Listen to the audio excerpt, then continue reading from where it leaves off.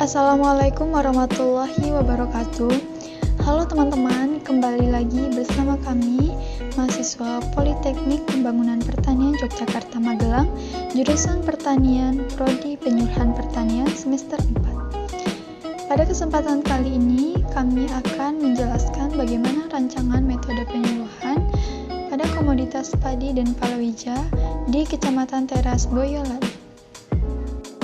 Sebelumnya, kami izin untuk memperkenalkan anggota kelompok kami, yaitu Ade Irawan, Adela Fitriani, Anjas Putra Pamungkas, Gali Aji Chandra, Ledia, dan Unai Hanifah Kansa Azizi.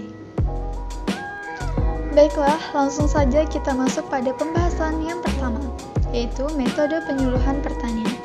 Metode penyuluhan pertanian adalah cara penyampaian materi atau isi pesan penyuluhan pertanian oleh penyuluh pertanian kepada petani beserta anggota keluarganya, baik secara langsung maupun tidak langsung, agar mereka tahu, mau, dan mampu menggunakan inovasi baru.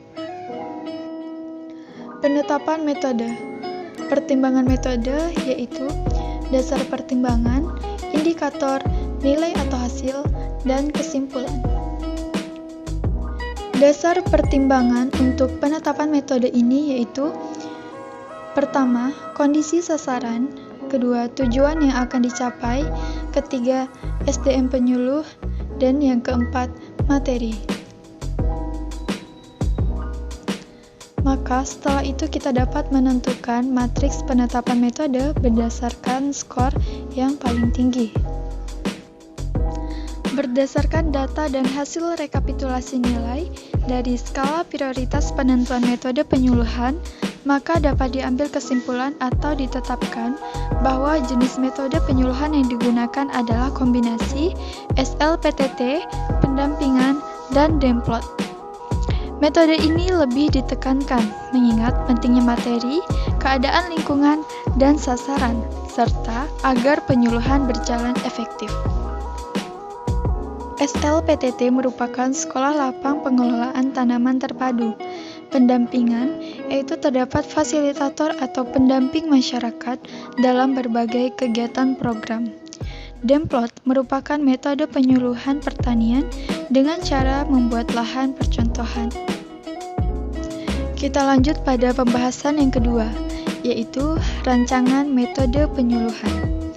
Rancangan metode menurut Peraturan Menteri Pertanian Nomor 52 Tahun 2009, yaitu pertimbangan yang digunakan dalam pemilihan metode penyuluhan pertanian pada dasarnya dapat digolongkan menjadi 5, yaitu tahapan dan kemampuan adopsi, sasaran, sumber daya, keadaan daerah, dan kebijakan pemerintah.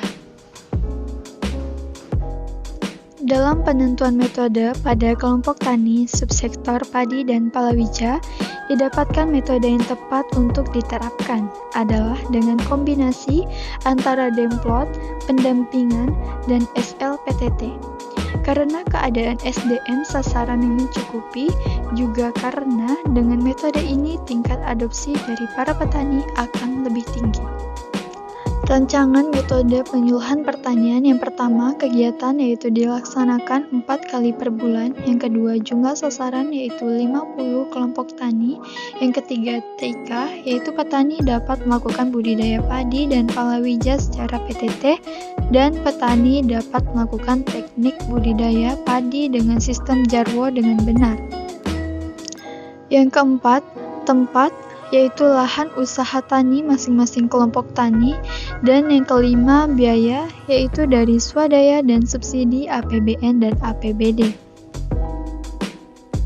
Kemudian untuk metode demplot dengan waktu 120 menit dengan materi yaitu budidaya padi jajar legowo. Yang pertama, pemilihan lokasi. Yang kedua, tanam metode jajar legowo. Ketiga, pemupukan. Yang keempat, pembenahan pengairan. Yang kelima, pengendalian OPT. Dan yang keenam, panen, yaitu dengan teknik yang pertama salam pembuka, yang kedua penjelasan materi, yang ketiga praktek teknik penerapan jajar legowo, dan yang keempat tanya jawab.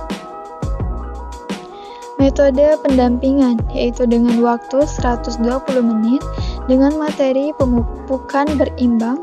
Yang pertama, manfaat pupuk berimbang, dan yang kedua, teknik pemupukan, yaitu dengan teknik yang pertama salam pembuka, yang kedua penjelasan materi, yang ketiga praktek teknik pemupukan berimbang, dan yang keempat tanya jawab.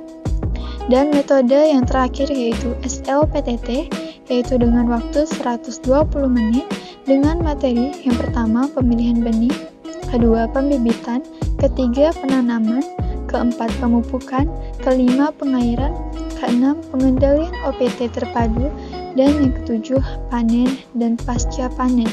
Dengan teknik yang pertama pembukaan, yang kedua pembahasan, yang ketiga tanya jawab, dan yang keempat kesimpulan. Selanjutnya, mari kita analisis efektivitas pada metode yang telah kita tetapkan.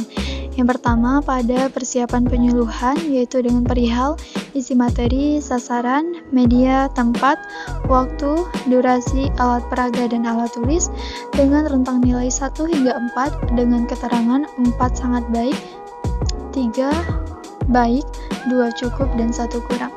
Maka nilai yang paling banyak diperoleh yaitu dengan angka 3 dengan jumlah 27.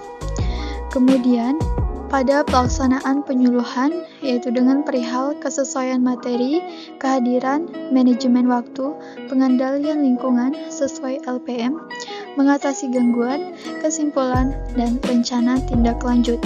Dengan rentang nilai 1 hingga 4, dan nilai yang paling banyak diperoleh yaitu dengan angka 3 dengan jumlah 25. Dan yang terakhir, pasca pelaksanaan penyuluhan dengan perihal metode pengukuran, instrumen pengukuran, evaluasi, pengolahan data, dan sarana dan prasarana produksi. Dengan rentang nilai 1 hingga 4 dan nilai yang paling banyak diperoleh yaitu angka 3 dengan jumlah 25. Maka, secara umum, analisis efektivitas pada metode yang telah ditetapkan itu dapat dikategorikan baik. Cukup sekian dari kelompok kami, mohon maaf atas segala kekurangannya.